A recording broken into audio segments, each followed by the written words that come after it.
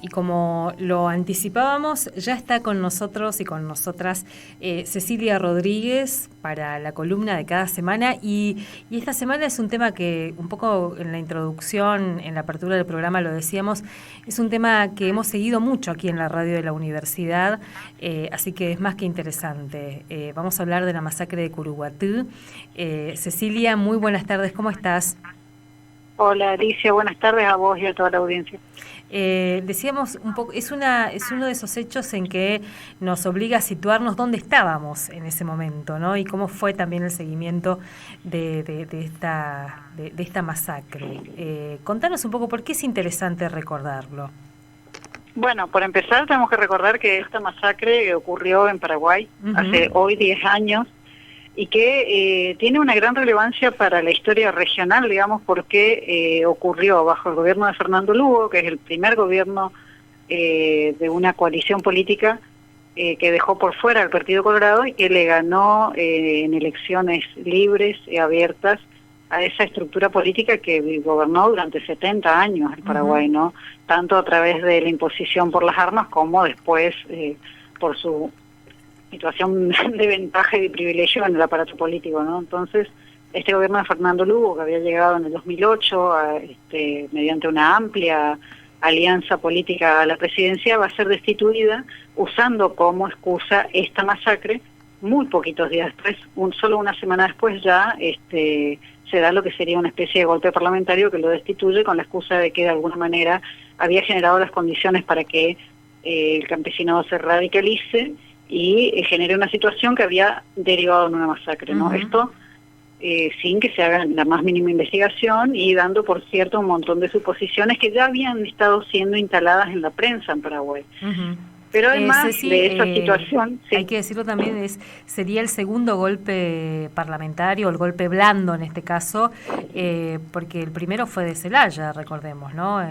Claro, el primero es el de Celaya y en Honduras. Después viene y es un poco como la era de los golpes blandos, ¿no? Donde no sacan los militares a las calles, sino que se dan golpes políticos avalados en este caso por el Congreso, ¿no? Y también la justicia va a tener un papel fundamental. Totalmente. ¿Te parece, Ceci, nos preparaste varios audios de un documental? Contanos un poco en principio ese documental como para que aquellos y aquellas que tengan ganas después de verlo completito lo puedan encontrar. Y vamos a ir compartiendo. Es un material muy interesante que lo hizo el Servicio Paz y Justicia de Paraguay.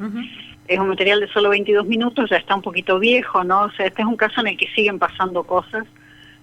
Cuando se cumplían más o menos 3 años de la masacre, porque ya se estaba por elevar a juicio la causa que se hizo contra los campesinos.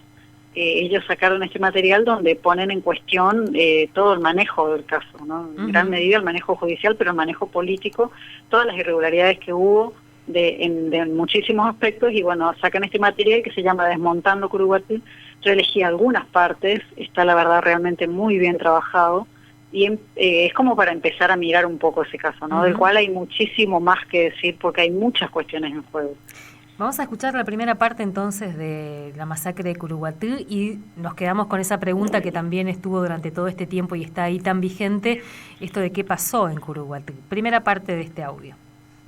Viernes 15 de junio de 2012.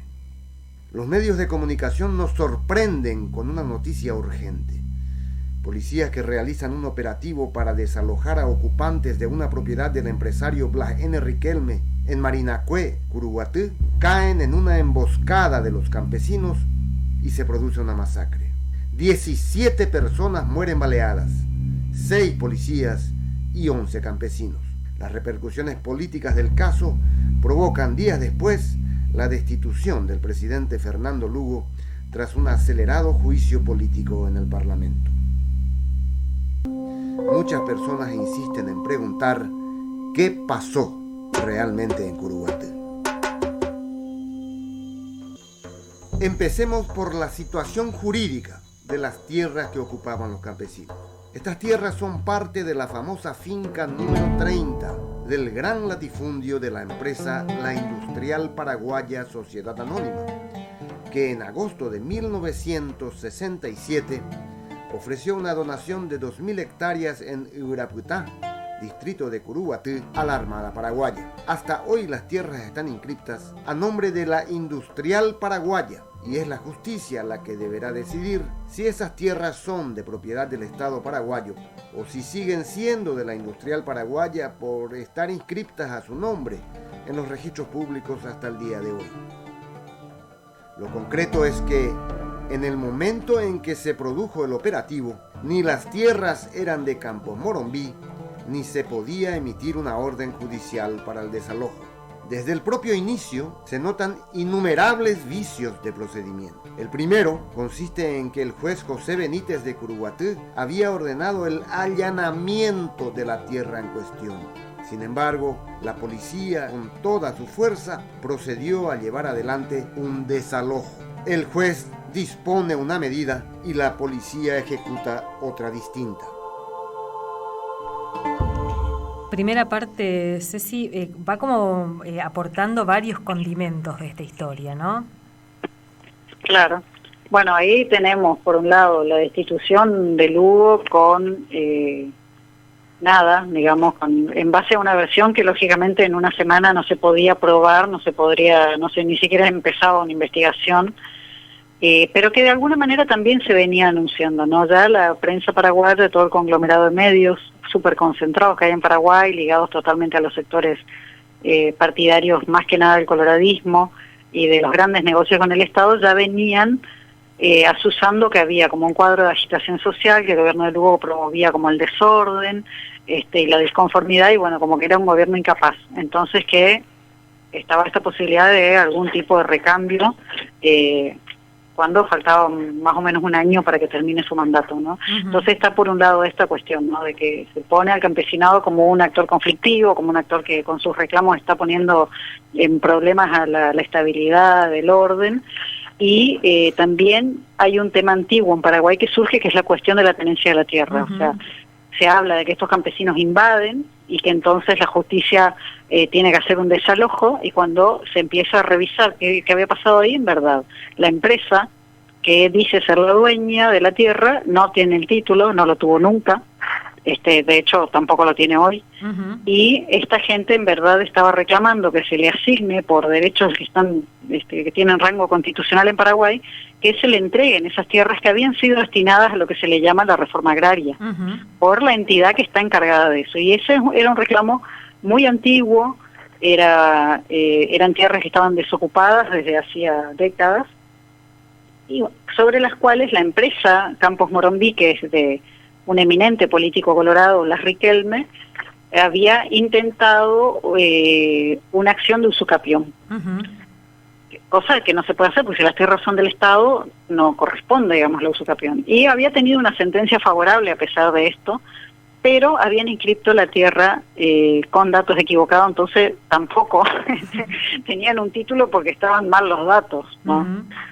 Y así todo, sin que se entienda cómo, sin que los mecanismos judiciales sean claros, esta empresa logra que haya un desalojo, a pesar de que el juez no ordena un desalojo, ordena uh-huh. un allanamiento de ese lugar supuestamente para identificar qué personas estaban ahí, quiénes eran, cuáles eran sus intenciones. Sí, cosa que de todas maneras era pública, ¿no? Perdón, ¿estas tierras estaban dentro de ese de esas tierras conocidas también como malavidas, que recordemos, sobre todo en el gobierno de Lugo había una expectativa de recuperar esas tierras que habían sido entregadas a personas muy allegadas al régimen de Stroessner, digamos, entregadas de manera claro. Irregular, entre comillas, ¿no? Sí, totalmente ilegal, sí. Uh-huh. Estas son tierras malavidas, efectivamente. Son tierras que fueron en la época de la guerra, después de la guerra de la Triple Alianza, cuando el Estado paraguayo vende masivamente sus tierras, eran parte de una de las posesiones de una empresa muy grande que tenía una gran cantidad de tierras, que era la Industrial Paraguaya. A lo largo del siglo XX la Industrial Paraguaya va vendiendo partes, va transfiriendo, y en un momento le dona una parcela, que sería esa parcela, uh-huh. a la Armada Paraguaya. Esas tierras lindan hay una parte que linda con Brasil. Uh-huh. y ahí empiezan después una serie de maniobras, porque la Armada Paraguaya en un momento las ocupa y después se retira. Entonces las colonias campesinas cercanas empiezan a reclamar que ya que la Armada se retira, las tierras quedan baldías, que se le asignen a familias campesinas para ampliar la colonia. Uh-huh. Y ese reclamo viene desde los años 70, ese reclamo de que se repartan, digamos, estas tierras. Y por otro lado empiezan las maniobras de gente vinculada al régimen, entre los cuales siempre se señaló el papel de Blas Riquelme, un político colorado que llegó a ser presidente del Partido Colorado, además de senador, bueno, bien del riñón, digamos, del coloradismo del régimen, pero además también hoy en día haciendo otras investigaciones, porque son complicadas las investigaciones en cuestiones de dominio en Paraguay, uh-huh, por las irregularidades que hay. Se cree que en un tiempo se las había apropiado también un militar llamado Heriberto González, que es el tío del que luego fue el presidente González Macri. Uh-huh. Y bueno, y que esa maniobra en algún momento se cayó porque ese González terminó en un escándalo judicial por contrabando de armas, entonces como que le quitaron las tierras y posteriormente terminaron beneficiando a Riquelme.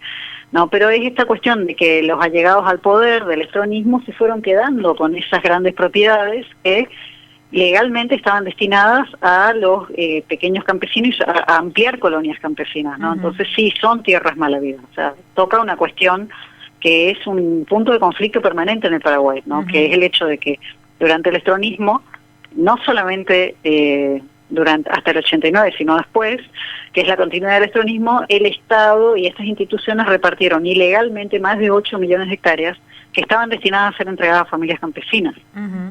Y que no pueden haber sido entregadas a empresas, ni a terratenientes, o sea, personas que no son destinatarios de la reforma agraria, ¿no? Uh-huh. Ceci, ¿te parece? Volvemos a ese 15 de junio, volvemos a ese contexto de la masacre para rescatar un fragmentito más del documental, ¿te parece? Sí, cómo no.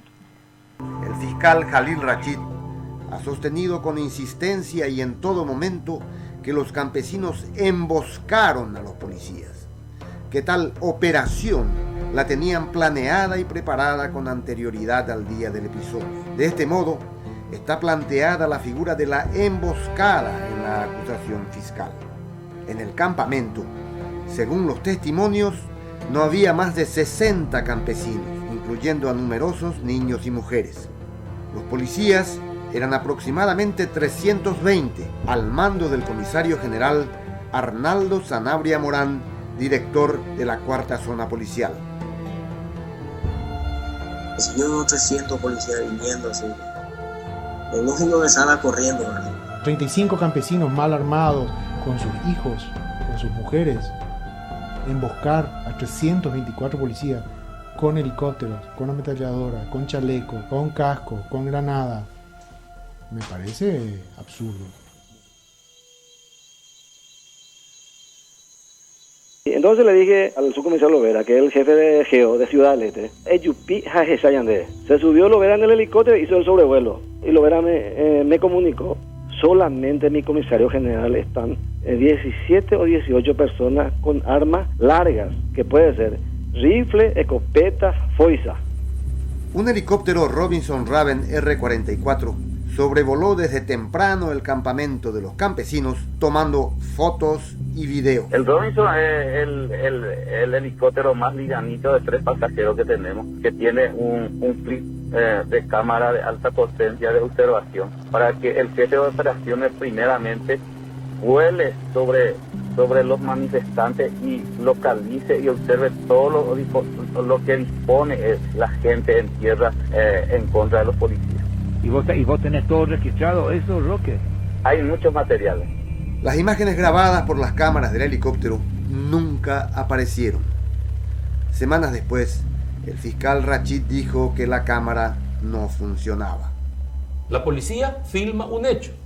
Mañana la policía no me puede decir no está la filmación. Este helicóptero tiene filmadoras. 2. El helicóptero es una garantía para la ciudadanía. El helicóptero debe evitar el abuso policial. Por eso el helicóptero graba la información y remite automáticamente la información a una base de datos que opera en la policía. ¿Dónde están esas grabaciones? Que son elementos concluyentes En el momento de producirse los hechos, hay filmadoras funcionando con cámaras apuntadas exactamente al lugar en el que se produce el hecho. Ceci, un poco cómo se va describiendo la asimetría claramente, y además de que sabían perfectamente dónde estaban yendo, cuántas personas había, y aún así se monta esta farsa judicial de que fue una emboscada, y lo único que se investiga es la muerte de los policías, digamos, ¿no? Claro, ahí el documental va introduciendo en cómo fue todo el montaje judicial y policial, ¿no? Uh-huh. Porque una cosa que por ahí hay un detalle, digamos, que no está en este documental, es que hay una fiscal, Ninfa Aguilar, que acompaña el operativo y que no entra junto con los policías, sino que se queda en la tranquera, pero que ella sabe perfectamente lo que está por pasar. O sea, si solamente tenían que ir a identificar a un grupo del cual más o menos 17 eran personas adultas, que además estaban pensando que iban a ir a mostrarle los papeles para convalidar un desalojo. Esa fue la teoría de los campesinos. Siempre pensaron que los iban a desalojar y que le iban a mostrar los papeles de quién era el dueño, y que ahí, si ellos veían esos papeles, se iban a ir, ¿no? Uh-huh. O sea, ellos estaban esperando eso. Y en vez de eso, en realidad traen al GEO de Alto Paraná, que es un grupo casi de combate, y traen a otras fuerzas especiales que no es lo que se usa en un caso como este, ¿no? Uh-huh. O sea, eso es algo que aparece también en los testimonios de ciertos jerarcas de la policía, que dicen, para una situación así llevamos al grupo antimotines y listo, digamos, no hacía falta esta gente. Y además en ese grupo había por lo menos 10 tiradores que tenían armas de guerra, uh-huh, ¿no? O sea, por ejemplo, fusiles con balas de alta velocidad. Entonces los rodean, además de que es una cantidad desproporcionada, hay un vuelo de helicóptero que filma absolutamente todo, y a pesar de esas declaraciones de gente de la policía que dice que está todo filmado, esas filmaciones nunca aparecieron. Y si esas filmaciones hubieran aparecido, la causa, digamos, ¿no? Claro, avanza. Confirman esa como hipótesis oficial la de la emboscada, o sea, esos 17, 20 campesinos que eran los adultos que estaban ahí como en condiciones supuestamente de confrontar, emboscan a 320 policías que sin embargo los rodean por adelante y por atrás, ¿no? Y se da lugar una balacera en la cual resultan estos 17 muertos, de los cuales la Fiscalía no investigó absolutamente nada, acusó, digamos, a los campesinos por la muerte de los policías, inclusive a los sobrevivientes, pero en verdad tampoco investigó la muerte de los policías, porque si investigaban la muerte de los policías, los resultados de la investigación iban a hacer que se caiga la causa, iban a hacer que se caigan además los intereses políticos que andan detrás de la causa. Uh-huh. Entonces, entre otras cosas, una cosa que me parece siempre muy grave es que a los policías ni a los campesinos se le hicieron autopsias. Uh-huh. ¿No? O sea, ¿cómo puede haber una acusación en un caso de tanta repercusión y que ni siquiera se hagan las autopsias? Ni siquiera en los casos por los cuales ellos querían acusar, que era por la muerte de 6 policías. Una de las cosas que dijo el fiscal sin ninguna vergüenza, el fiscal Jalil Rachid, es que todos sabíamos de que se habían muerto, entonces ¿para qué le iban a hacer la autopsia? Después dijo que era imposible saber quién había matado a quién. Uh-huh. Entonces cómo le iba a dar más precisiones, ¿no? O sea, uh-huh, todas cuestiones que primero son mentiras, y además impedía acceder a pruebas que hubieran, por ejemplo, permitido determinar trayectorias de las balas, qué balas correspondían a qué armas. Todo eso no se hizo en esa causa. Simplemente se dijo que los campesinos emboscaron a los policías, aunque sea ridículo, y a los sobrevivientes los acusaron de la masacre. Cecilia, ¿te parece? Compartimos un fragmentito más, tal vez, si después tenemos más tiempo, el último, porque está bueno esto que vas contando también, cómo se fue, cómo fue avanzando ese montaje judicial, y me parece interesante volver a ese contexto de persecución y también esa criminalización brutal que se hizo a través de los medios, justificando no solamente el accionar de la policía, sino lo que iba a venir después, ¿no? Que fue este golpe contra Lugo. Pero escuchamos un fragmentito más de este documental. Los testimonios de los propios policías sobrevivientes revelan que por lo menos 10 efectivos operativos tácticos junto al jefe del GEO, Erben Lovera, sí estaban armados con fusiles automáticos de asalto. Estaban en posición de ataque, apuntando a los campesinos, ya que esas fueron las instrucciones recibidas. También podemos ver a muchos otros policías armados en el operativo, lo que generó mucha tensión, hasta que se desencadenó la muerte. Al iniciarse los disparos se escuchan primero algunos tiros aislados y luego 9 segundos de disparos continuos de armas automáticas.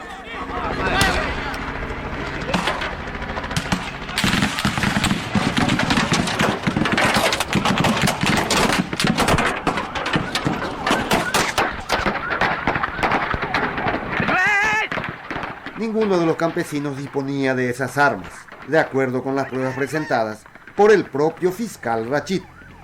El proceso judicial que se instaló llamó la atención desde el primer momento por sus irregularidades escandalosas. Por ahí es muy impresionante detenerse en esos 9 segundos que también muestra este documental para dimensionar, porque dicen 9 segundos, pareciera poco, ¿no? Pero con esas armas y esa capacidad de daño que tenía, 9 segundos produjo esa masacre, digamos, ¿no? Ahí se nos cortó la comunicación con Cecilia, vamos a ver si la recuperamos.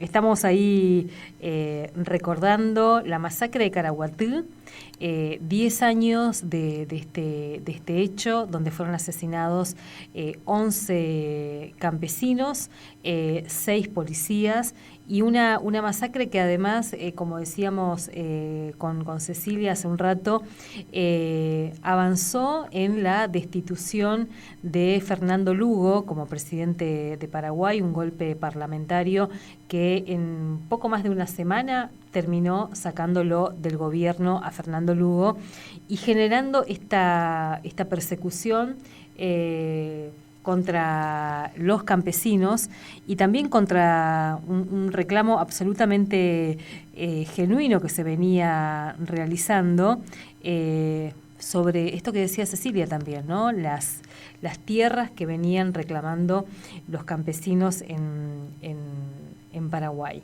Y un poco también ahí estamos intentando recuperarla a Cecilia como para pensar cómo se vivió en Paraguay esos días posteriores a la masacre, cómo se vivió también ese contexto político en Paraguay con respecto a mientras se estaban todavía los cuerpos levantándose de ese campo donde fueron asesinados, donde estaba la conmoción de las familias, buscando a sus muertos, en algunos casos desaparecidos por varios días, con la policía arremetiendo en la zona, llevándose detenidos a un montón de campesinos también, montando estas escenas de la persecución judicial. También ahí se daba la persecución y el golpe parlamentario a Fernando Lugo. Ahí estamos con algunos problemitas, me parece, ¿no? Para volver con Cecilia. Vamos a compartir el último testimonio mientras vemos si la podemos recuperar a Cecilia, para entender ahí esta causa, cómo avanzó. El 16 de diciembre de 2012, el agente fiscal Jalil Rachid acusó, entre otros, a 11 de los procesados, a 9 de ellos por homicidio doloso en grado de tentativa, invasión de inmueble ajeno y asociación criminal, y a 2 de ellos por invasión de inmueble ajeno y asociación criminal. Él deja de investigar hechos concretos y se juega por la tentativa. Naturalmente no corresponde tampoco que el fiscal hable solo de tentativa cuando hay muertos en el lugar. Es decir, una vez más, los hechos contradicen a los papeles. Yo no puedo estar hablando de tentativa cuando hay más de una decena de muertos en el lugar y decir, bueno, muy bien, tentativa. O lo que se quiere decir es solamente estos son los que produjeron la tentativa, pero no podemos demostrar quién mató a quién. Es imposible determinar en un momento dado quién mató a quién. Y si no puedo demostrar quién mató a quién, ¿cómo voy a demostrar quién intentó hacerlo? Un homicidio debe estar objetivamente probado en el proceso judicial. Por lo tanto, según la propia acusación del fiscal Rachid, los campesinos acusados no han matado a nadie. Bueno, ahí una partecita de este documental, volvimos a recuperarla a Cecilia. Bueno, Ceci, hola. Hola, estás de nuevo. Mientras un poco terminaba el audio que compartíamos hace un ratito, y antes de escuchar esta otra parte, decíamos un poco ese contexto, ¿no? Después de esta masacre, la persecución que se vino después, porque fue una cacería de campesinos, hay que decirlo, ¿no? Y de campesinas también después. En ese contexto se daba la pelea más política, digamos, ¿no? La destitución de Lugo. Claro, ahí hay como una especie de quiebre de las alianzas políticas que llevaron a Lugo a la presidencia, ¿no? O sea, tenemos que recordar que ellos van conformando un frente, que es el Frente Guazú, ese frente a la vez, que de por sí es multisectorial, y además ese frente se alía con otros sectores, y del cual el más importante es el Partido Liberal. Y el Partido Liberal va a ser muy importante para destituirlo. Por eso, quien va a quedar en la presidencia es Federico Franco, que era su vicepresidente, que era del Partido Liberal, ¿no? Y que es el sector clave que se presta para hacer esto. Y además recurriendo a reprimir al actor, si se quiere, social más importante que tiene el Paraguay, que es el campesinado, que es el que tenía como le daba contenido a esa alianza, y en esa que es un sector históricamente relegado, maltratado, expulsado, digamos, y que sus aspiraciones son las que siempre quedaban como truncas, y la aspiración principal del campesinado paraguayo es la tierra, es tener acceso a la tierra. Es un país que tiene un gran nivel de concentración de la tierra, con cuestiones así de mucha ilegalidad, de apropiación de la tierra de parte de la clase política, y justamente el gobierno de Lugo viene un poco a ser el que tiene las expectativas de que van a cambiar eso, ¿no? Y la verdad es que eso en gran medida no cambió. Ceci, además me parece muy simbólico que la destitución de Lugo venga de la mano de la represión a ese sector. Ceci, ¿te parece dejamos acá y dejamos para la semana que viene, que vamos a estar todavía ahí en ese contexto de muy cercano a la fecha de la destitución en sí, de un aniversario, los 10 años de ese golpe parlamentario que lo saca a Lugo del gobierno, como para hablar de ese proceso y volver un poco a actualizar cuál es la situación hoy de los campesinos que fueron juzgados y cómo está hoy. ¿Qué quedó de Curuguatí? ¿Te parece? Sí, por supuesto, hay bastante que contar. Justamente la semana que viene se van a cumplir 10 años de la destitución de Fernando Lugo, y ahí en esas tierras siguieron pasando cosas. Tenemos cosas para contar. Gracias, Cecilia. Un placer como siempre. Muchas gracias. Cecilia Rodríguez, y recordar